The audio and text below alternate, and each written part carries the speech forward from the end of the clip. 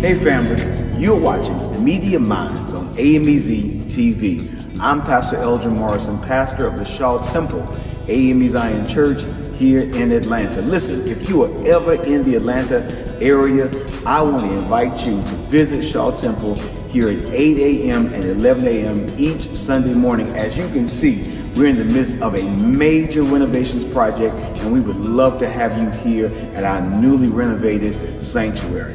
Now here's a word from our very own Reverend Kristen Berry on crisis communication. Take care and God bless.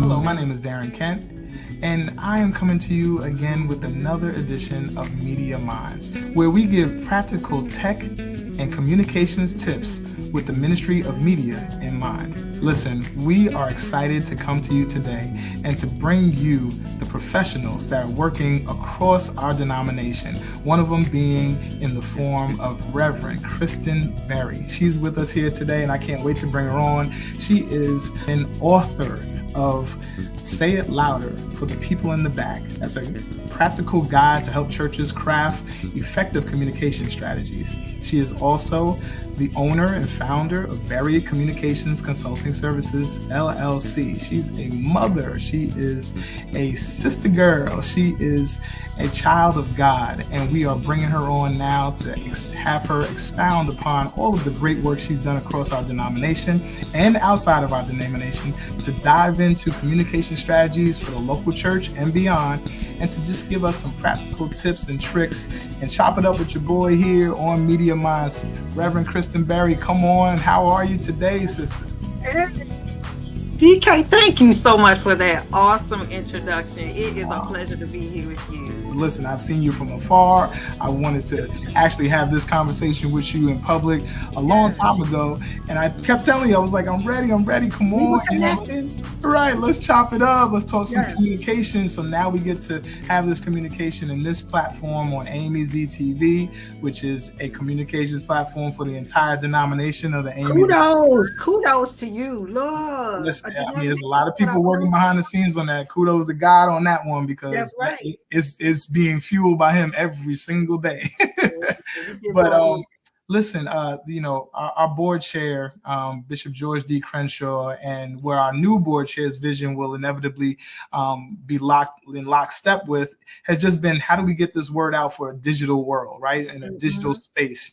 And AMEZ TV just seemed like a no-brainer. So it was like, okay, how do we, bring collections together in like a Netflix fashion and begin to have these conversations where we can give, how-to videos and show our programming, and then have conversations just like this where people can be blessed across our local church. So what a blessing. I thank you. I really thank you for allowing me the opportunity to interview you on today. Thank you. The pleasure is all mine. Well, let's hop right into it. I want you, if you would, to start off with just giving us your bio. Like, take us from infant, when you were born. No, you want to go all the way back. not that far back, right? Right. Take us from the beginning of when you started to see communications being in your future to where you are now. And I want to say Thank you so much for this opportunity. When I really started to see it in my future is in the church. We want to say thank you to all of the Sunday school teachers, right? All of the children's church teachers and all of that, because those are the ones, and all ladies, those ladies forced me, and I'm going to say forced, into public speaking. No, And I forced. was like, yeah. Yeah, And they I was did. like, I hate this. Leave me alone, right? And I was the individual who would just literally cry and melt before a group of people. I hated it. But as I started to grow in high school, I developed a love for communications. And I did my first internship with Dr. Dorothy Brunson at WEBB radio in Baltimore. And it just opened my eyes to the world of communications.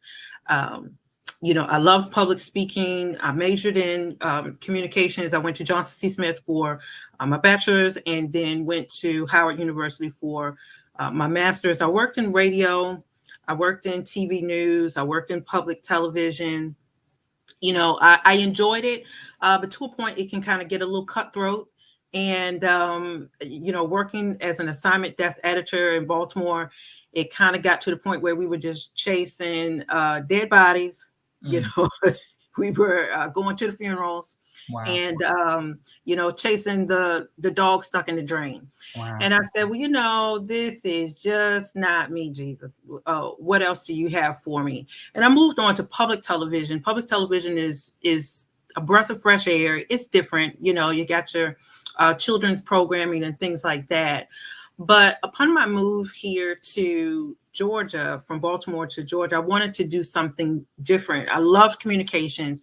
And so I moved into higher education and I began to start my career as a professor of communications, teaching media courses, broadcasting, public speaking, and things like that. But I knew I still wanted to touch people individually. Mm-hmm. I just said earlier that I hated public speaking and I grew to love it. But I also understood that people are out there just like me that want to say something. They had a message and just stuck. And so that's what kind of drove me to start Berry Communications Consulting Services to assist individuals as well as organizations with crafting messages, public speaking skills, and training. Amen. Yeah. You said a lot that kind of, hit me directly. If I had to choose what part of my job that I love the most, it would absolutely be behind the camera. Speaking in front of the camera, being on public display, having to make press releases and talk on behalf of such a prestigious denomination, the Freedom Church, is probably one of my least favorite parts of the job. However, I do it from occasion, from time to time. And then I have also learned to appreciate the art of it and tap into those that excel in that space. So how important would you say it is to work on that craft if you are being chosen to be that person to speak in front of the camera, or to identify those that do and then be able to delegate in order for you still to get the message out clearly to your denomination or your audience? That's really good. We have so many opportunities to communicate, whether it is, if we just think about our denomination, right? We have meetings. And so we have an electronic space where we may have digital meetings on Zoom. We have face-to-face meetings, or we're doing something like this. And so I would say to the individuals, whether you're a leader, you're a pastor, a lay leader, whatever it is, take advantage of public speaking opportunities. Brush up on your skills. There's nothing wrong with jotting down your notes and putting them on an index card. Practicing what you want to say before the meeting comes. Nobody likes individuals, I don't care what your title is, that are long-winded. Give us what you got, okay, in a concise manner so that we can understand. And if the message is clear, when we get to the point where we say, you have any questions? Everybody's like, no. Because whatever you said was nice and clear. So I would say that we have to get into the mode of practicing, even practicing with our microphones and things like that, recognizing that people in the audience, some individuals, I don't care what age you are, have hearing issues. Use the microphone properly. Use it at all times if it is present and working, because not everyone can hear your voice. That's right. I promise we'll get into the book in a minute, but again, this conversation is rich to me because I'm speaking to another media professional. So that pre-production, right? I always do that kind of teaching when I talk. I said it's pre-production, production, and then post-production, right? That's what they teach you in film. And when you go into those spaces, if you work intensively and strategically and put a lot of effort into that pre-production part, guess what? Everything else becomes smooth and flows perfectly. So just what you said, like practicing in front of a mirror, right? Ahead of time, in front of an audience that you trust, like your spouse or your family members, or, with a beta test, all of them, right? Well, all of them, let them hear it. So speaking with all of them and being able to just let them see your presentations beforehand, so that you can iron out all of the inconsistencies beforehand, is crucial to being able to communicate effectively, right? Nobody wants a long-winded speaker. No one wants somebody that's disheveled and not making their point. I mean, doesn't it also, now you're reverend too, doesn't that also come with preaching as well? We always say, always be ready, right? Yes, be ready, but make sure that you have practiced. One of the key things also about preaching is the oral presentation, making sure that your voice is clear, making sure that pronunciation, making sure that you have correct pauses in the right places where things can set and let people respond or let people think about something. And so one of my pet peeves, you can hear the public speaking teacher is coming out, but one of my pet peeves that I would get with my students is, you wrote it, you should know what it says. So this is not the time when you get up here and say, I think this is what it says, or I think that's what their name is. You need to find out what the person's name is, or find out, well, it's a proper noun, find out how we say this city or this location. Ask somebody. But this is not your time to stumble over the words. If you know that maybe reading is not your strong thing, give it to somebody else. But this is the time when we stand up before government, so we're standing before our church, or even if it's a small group, our communication can impact people. It can change lives. I always say that, obviously when you're looking at the flow of worship or just any type of education opportunity, right? Because you are being educated when you go into worship, right? You're not just there to check your brain at the door and then come right back out with a feel good. You actually want to learn something. So you have these opportunities, you got to take advantage of it. I mean, when you have people's, I like to say, their eyeballs, right? Their attention. Use that, purposefully, like to say, I am going to have this amount of time with this audience. So this is what I want to communicate, and this is what I want them to leave with. So have the end in mind as you're going through the actual process. Right. So it's important. The key thing is purpose and understanding what's the purpose of my talk or my speech or my report. Even if we have a purpose, if we're speaking to the media. So once again, like I said, it needs to be well thought out. Am I giving directions? Am I giving information? Am I giving inspiration about something? What is the purpose about my talk or my speech or even a sermon, right? And so the key thing is, if the individual speaking is not clear on the purpose of the communication, the audience members aren't going to be either. That's right. So true. So true. So true. And I would imagine that when you were coming up with ideas to put in your books, you had to come up with what you wanted the audience to leave with. Whoever bought this book, what did you want them to take away from it?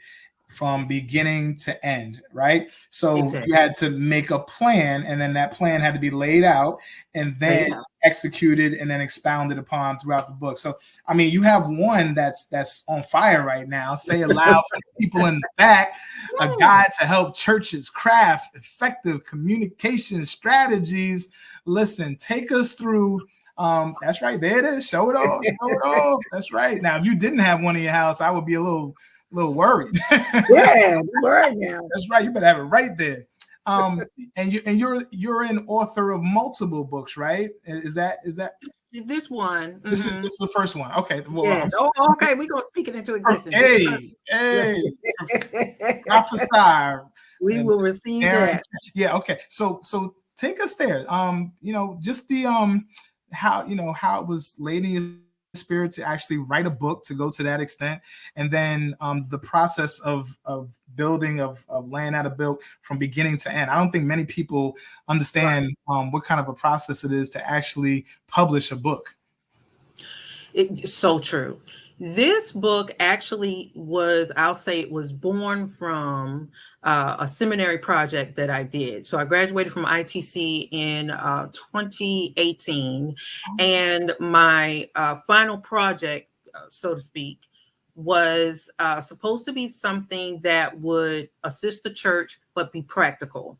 And the purpose of the project was to take something preferably like that you're concerned about. I was a communication person. So I was trying to figure out, okay, Lord, how do I marry communications, media, and my background with that with ministry? And God just brought the two together with this whole crisis communication thing. And the crisis communication plan was a little booklet that I actually put together for my final project. And I'll never forget it. One of the professors, she said, "Come here." I said, "Yes." And she said, "You need to do something with this." Wow. And I was like, "Are you serious?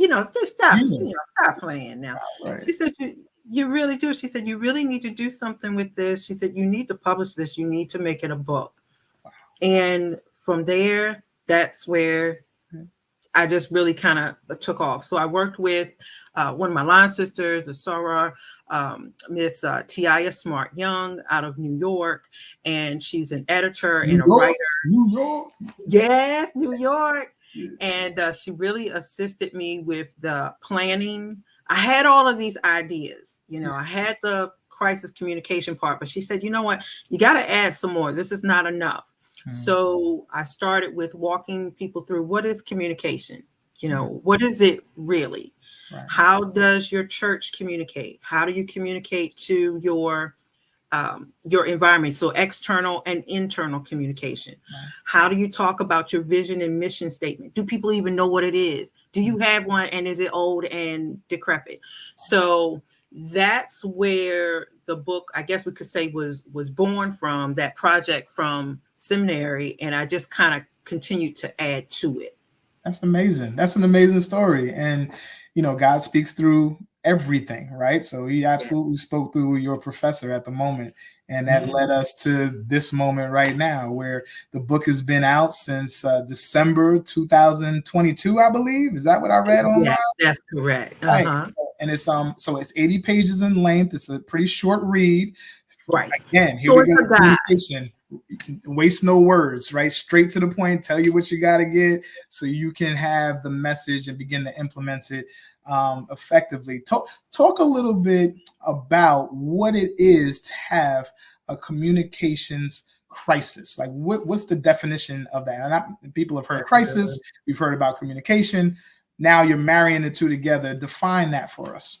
That's very good. A crisis is anything that thwarts your daily plan. Okay. So a crisis is anything that is going to disrupt the plan of business. Okay. So we have crisis in our own lives, right? We have world crises, but within the church, we always have activities. The church is living, right? We continue to do things. Right. So for example, we could have a crisis, could be a natural disaster. flooding. We have these hurricanes. We got a hurricane every week. That could global warming. I'm telling you. Hurricanes. It could be vandalism. Some of our churches have been victims of that. Fires. Now, even when we think about a fire, yes, it could be vandalism, or it could be an accident. We're working in the kitchen, the grease got too hot now, and fires. Unfortunately, some of our churches have dealt with suicide of a leader, violence in terms of shootings, and unfortunately, maybe the shooting was fatal.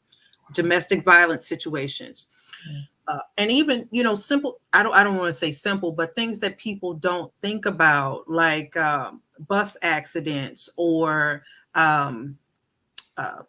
church van accidents, things like that, or, or food poisoning. Right. Yeah. So you're telling us that we need to have communication strategies now that are able to be implemented in advance. Like we know how they should be implemented for these crises. There you go. Okay. That's it. So I tell pastors, we need to have the same mentality as, all right, if lightning struck the church, okay, and the steeple falls down, you have insurance on that church. And they say, oh, yeah. All right. Well, if someone gets shooting at the church or the food poisoning at the church, what's your plan? What's your insurance there? And everybody's like, oh, I don't know. Everybody says, that's a good idea, but then we don't take it a step further. So the crisis communication plan says, what are we going to do in the case if? Wow. Okay. And we work out all of the scenarios. What are we going to do if we do have media that comes to the church because of a shooting, because of a natural disaster or whatever? What do we do with them when they want to take pictures? What do we do with them when brother so-and-so was driving the van and he was a little inebriated and had this accident? What do we say? And what should we not say? That's right. That's even more important at times. So this is like that damage control center that I would imagine that entities, organizations invest millions of dollars into, right? To be able to get ahead of situations ahead of time when they see something coming and have the plan already set. The release is already ready. The public statement is ready to go. It's just a matter of allowing whatever it is to happen, and then they can implement what's already been planned in the past. This happens more often than not, right? I would imagine, like for public figures and top-notch organizations. It happens more often than not. You're right. Nonprofit organizations, of course, our large organizations. We can you can turn on the TV and you can see a crisis occurring every 5 seconds, right? Whether it's Delta, it's Southwest, it's Amazon, whatever it is, somebody's going through something. Your local hospital, they're going through something. Right. What makes the church any different? It's not any different because we still have human beings that are coming in and out of the church. Yeah. One of the things, the unfortunate thing, and I do want to bring this up, is the shooting. I want to say it's from 2015 from Mother Emanuel AME Church in Charleston. So unfortunate. However, I think the church began to do a couple of things to wake up and to get prepared. One of the things that helped Mother AME was that they had a camera. Simple thing. So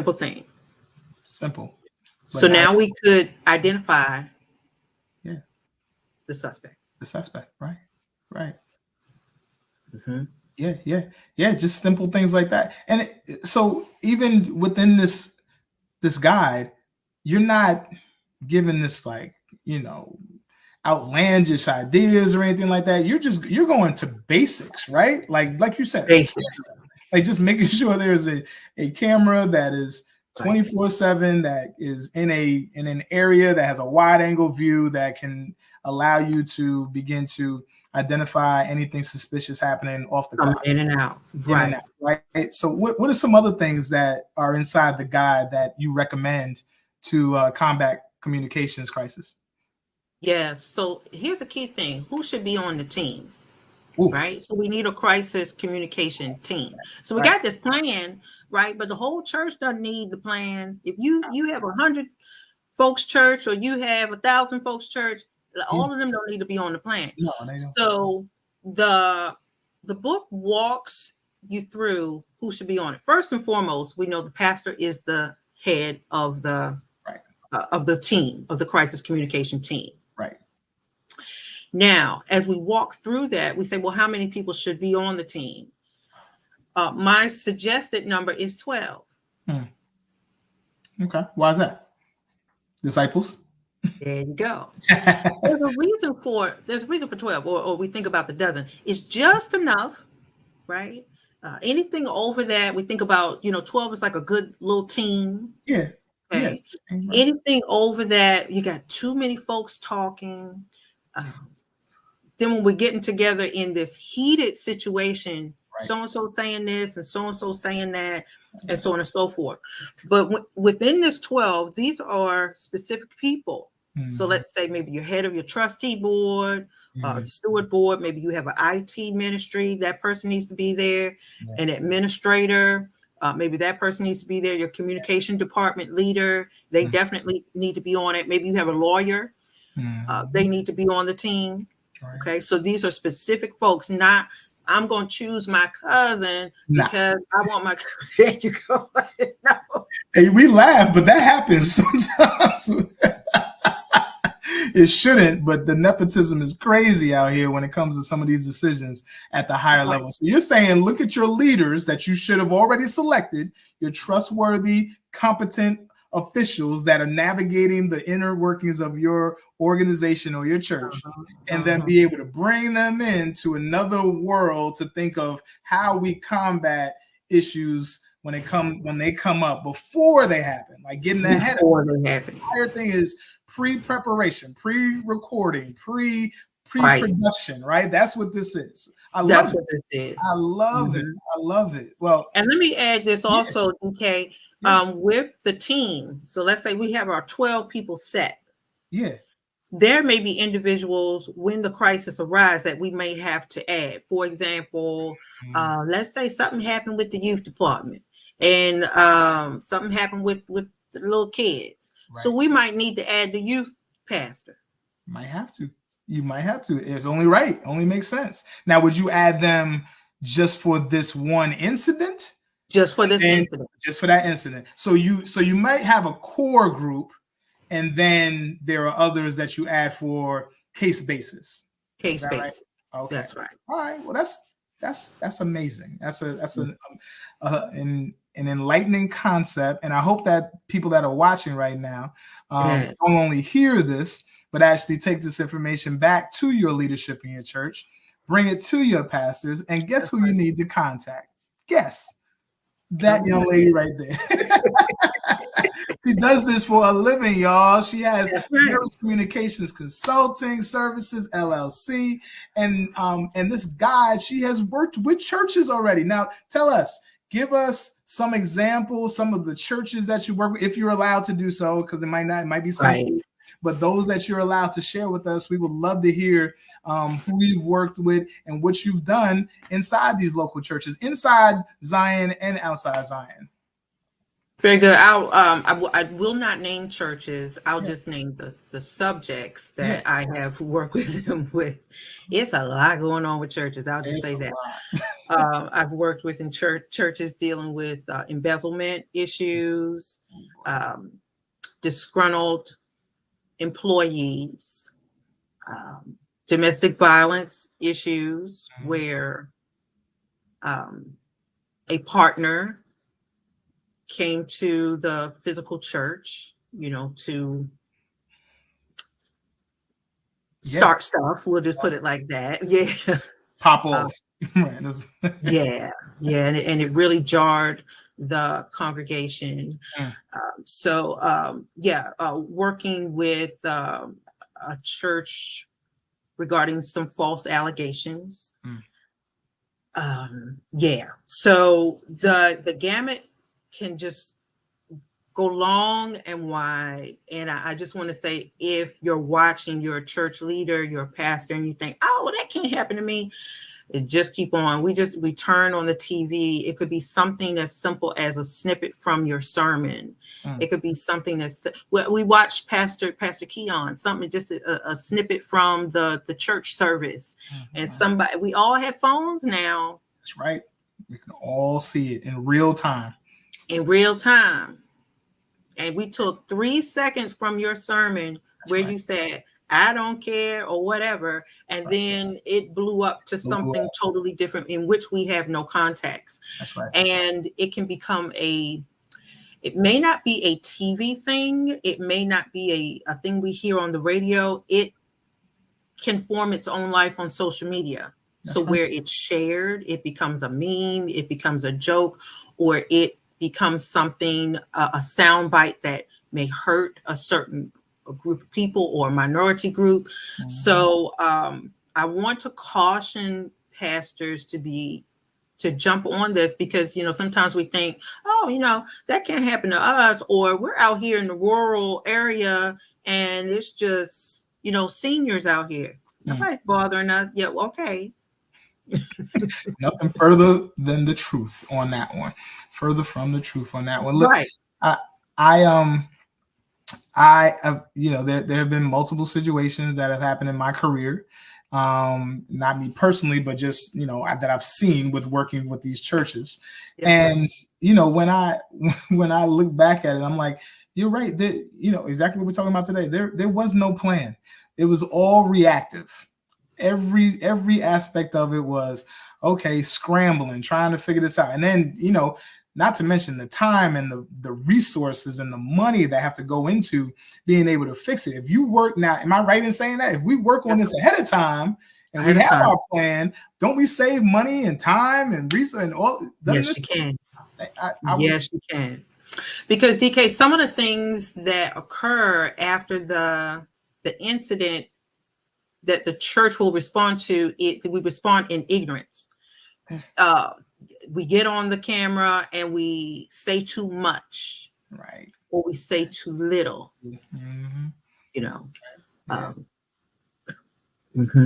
That response, that first response is everything. I've even, to go back to, your Pastor Keon example, which is like live, right? There is a certain joy and immediacy and importance and relevance to going live. I've been doing this now. First of all, it's a headache to be live because you have to make sure that technology is spot on. Like, that, there's no choppiness, and then even communication is both ways, right? So, it might look good to one person and not to the other person. So, but that's communication. So you got to make sure it's good on both sides and the message is being brought forth. Well, but lately I've been saying, how about we record this thing and then air it at another designated time for that audience? Now, some churches don't have the luxury of doing that. Right. Because they don't have the editing tools, the staff, the expertise. And, we're just trying to get it up immediately. But you run that risk if you have, questionable things that go on in your worship service that you don't want the public to see. I would suggest take the best parts of your worship service, and get it out to the people and let them see that and that only. After it's being edited and curated and it's delivered exactly the way that you want it to be delivered. Just a little tip, this technology tip that we're giving out on Fly on Media Minds. What are we gonna say to back up? That's a good point, DK. And let me add to that, for our churches who may not have the sophisticated technology, if something occurs in the worship experience live, this is where you also need to have a plan. The what if, okay? What if I fall down, the pastor falls down, or, what if We get somebody coming in from off the street, and we can't see them coming up to the front. Then, sometimes we get some little folks and they might be a little inebriated or something, and they caught the Holy Ghost. But this is what do we do with the camera? Do we turn the camera a certain way? Do we suspend the live broadcast at that point? That's right. Okay. That's right. A watermark, right? A graphic that can go over top of it. We have, Pro Presenter and all these other softwares, or, just cutting the color bars might be the solution. Making sure that you don't have any hot microphones. I mean, how many people have gotten caught out there with hot mics that, you thought the mic was off, you're still talking, and they saying, "Oh my goodness!" They're not on camera. We had a totally different shot, but we can still hear what's going on because the pastor's in the back because he's got a lavalier microphone on. That happens all the time. If it's live, you got no control. You know it's out there. People are going to screenshot it, they're going to screen record it, and they're going to have that thing. But again, if you did have the opportunity not for that to be live, and it's so hard because everybody's recording on their cameras from multiple angles and things of that nature. So somebody gonna have it live, somebody might have it right. Live. But you do your best to protect your brand. I want you to go into that world for us too. Like, what can we do better for our local churches when it comes to social media, when it comes to our websites, when it comes to our overall brand, just taking care of what we can control with the likes of our digital imprint. Oh, that's really good. A couple of things I would ask churches. Listen, it doesn't matter how big, how small, how medium sized you are. Are you present on social media? Okay. Are you present on social media? Is your page active? Are you talking to the people at least on a weekly basis? Yeah. So within the book, I tell churches, get started on Facebook, get started on Instagram, go on TikTok. Okay, get started. Say something. This is how we reach individuals. Yes, websites are helpful. Also, we want to think about our demographic because everybody may not be on TikTok, right? Maybe there's another demographic that loves to go to the website. Are you present on YouTube? Are you uploading your videos there? Yeah. Okay.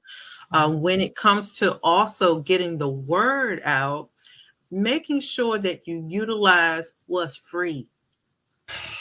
Thank you. Because most social media is free. It is. At least now it is.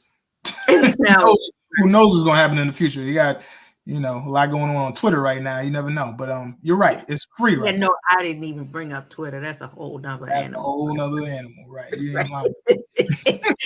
Yes. Utilizing what's free. When our churches have events, back to school day, or what do we do?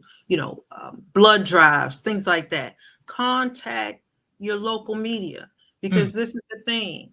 Right. They love to come when your church burned down. Oh, they're coming. They're coming in. But tell them to come when we're giving free haircuts. That's right. Tell them to come when we're giving the flu shots. That's right. Tell them to come on down when we are voter registration. Registration. Mm-hmm. Yeah. Where's the media at then? That's right. Right. Preach. And that's a very good question. Where are they at? They're back at the station because they don't know. They're not gonna come and just hang out at your church and say, "Hey, y'all, what y'all doing?" So that means we need to send an email with a flyer, and don't be discouraged if they don't come, because many times on the weekends it's slow and we're short-staffed. Right. But develop a relationship with the local stations. That's and right. They'll be happy to come.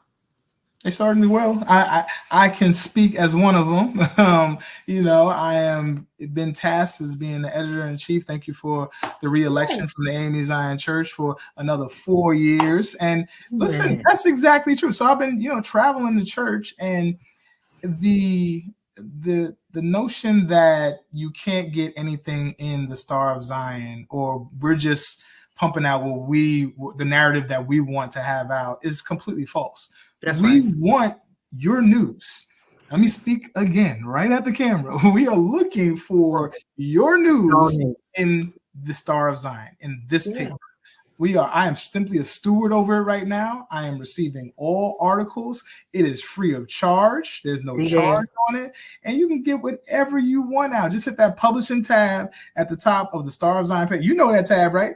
And it was easy to do. Come on, y'all. And listen, if you're stuck, ask your grandkids. They know how to do it. Thank you. And if you need some further assistance, contact our office@starofzion.org, or give us a call. It's all in the print version of the Star, or go to starofzion.org. You'll see all our contact information there. But trust, everything that we get that comes through that portal or comes through our email, it goes live. We want to get the word out. We want to talk about the great things that are going on in the AME Zion Church and beyond. So it's not just solely about everything in the AME Zion Church. We're talking about the African-American diaspora as a whole. Just give it to us. Let us make that decision. And 99.9% of the time, it's going to be up on our platform. I'm celebrating all the good work that you're doing.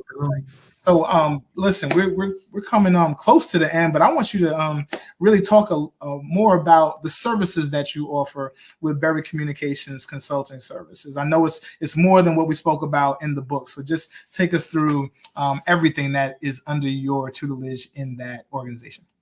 Yes, thank you, DK. So we do focus on training. So yes, I do focus with churches and crisis communication, but not just with churches, but nonprofits. So if you have a nonprofit, definitely can work with you there. I do training with emotional intelligence, interpersonal communication, workplace training. So I do that as well. So you can definitely give me a call for that, especially sometimes we have co-workers that aren't getting along together well, effective teamwork. So I do that type of training as well. If you all are going to be in the hood area, Salisbury, North Carolina, make sure that so make sure you join me for the Thrive Conference. So I'll be there sharing some tips about crisis communication plans. You can pick up the book if needed. But can I get it signed? Yes, I can get it signed. Oh, wonderful idea. Yes. Good. Yeah. And then for our church leaders and our pastors, I do want you all to put this on your calendar. I want you to go to Eventbrite. I'm going to be hosting a crisis communication plan workshop on September the 3rd. Now, y'all, this after Labor Day, we should be back and fresh. Okay, heading on into the Christmas holiday. You know how we do. So September the 3rd at 7 p.m., I want you to just, you can either contact me or you can go right to Eventbrite for that crisis communication plan workshop. And it's limited to only 25 individuals because I like to work in smaller groups. This is not just like for 100 folks to be talking, but I love to really work with you all in a more, smaller scale. If you could, speak to somebody on a personal level about how important it is to have a communications crisis strategy, what are some of the actual core values or the express? How would you express the importance of what it is to really get ahead of this to an individual, not so much an entity, but and not to prove it to an organization, but to say like this is important because or why? Yeah, you know what? It's life altering. That's what I would say. Wow. I mean, I'm not making light of that. That's an amazing statement. I look at it that way, but explain why you say that. That's amazing. Simple things, as we talked about, preparation, right? When we think about our life and being prepared, we say, okay, well, I want to go to this college, so I'm prepared for this position. Right. Taking the time to be proactive will change your life or the trajectory that you're going in. We can still go down that path, but I want you to be more successful going through the path. When we think through things and we have some type of plan. Now, remember, I want to say this too. Look, y'all, we in the church, and yes, we love the Lord. Okay. And we pray. and we can't pray everything away. Amen. We cannot. You're right. Faith without works is what? It's dead. Dead. Gotta work. Gotta put some So we work. got to get up and work. And Work. it's okay. So I want to speak to that, the individuals that say, well, we praying and the Lord gonna cover us and the Lord gonna do it. Yes, God will, but God also gave us common sense. Yes, He did. Right. That's right.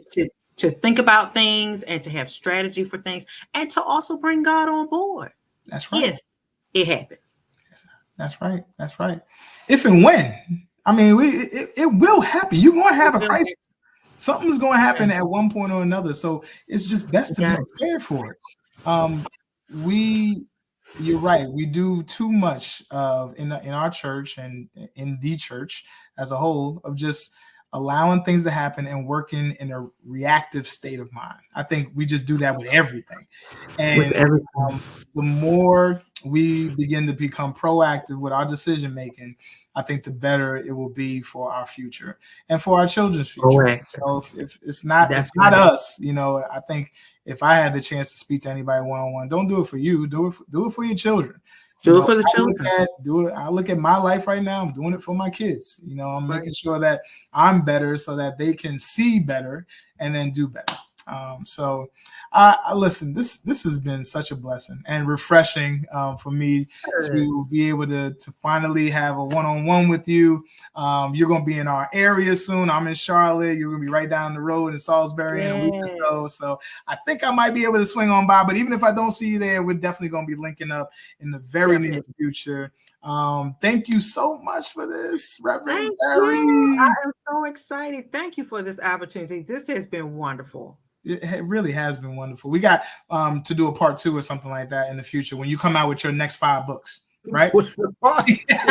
I received it. Look at here. I received it. You see, I just skipped over 2. The next 5 books. So at number 6, we're going to bring you back for all the book writing that you're going to do in your future. Thank you again so much. Give love to the family and be able to tell my pastor over there, my boy, Reverend Morrison, that we are praying for him and his ministry as well as your ministry. You're under his leadership there. We didn't speak much about that. Real quick, before people leave, talk about, just the great work that has been going on at Shaw, which you do at Shaw under his leadership.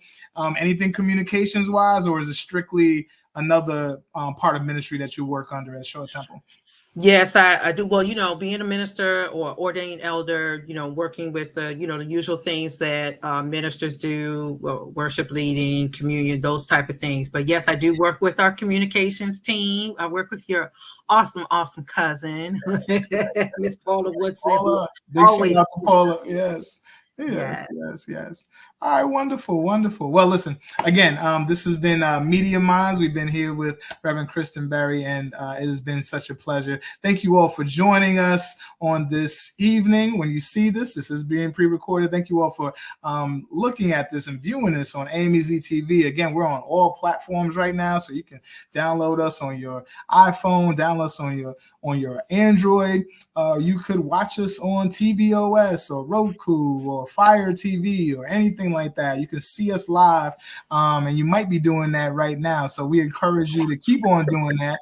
And also to subscribe. Sooner or later, content like this will go under a subscriptions wall, but right now it's free of charge, and we're allowing you to just explore the entire platform front to back, see all the great things that are going on in the AME Zion Church, and also think of content that you would love to put on AMEZ TV. We were just talking about that. Reverend Berry might be coming up with some content of her own just to get on here and to have a presence on here. This is your platform, and we want to celebrate the AME Zion Church and everything that you're doing across the denomination. So again, info at AMEZ TV if you have any ideas for content. starofzion.org. Check that out. Subscribe to that today. The quarterly review .org is the website there, and become a subscriber for all of our publications and our periodicals. We love you. God bless you on today, and thank you for joining us on this evening. Thank you so much, Reverend Berry. God bless you. Thank you. Have a good one.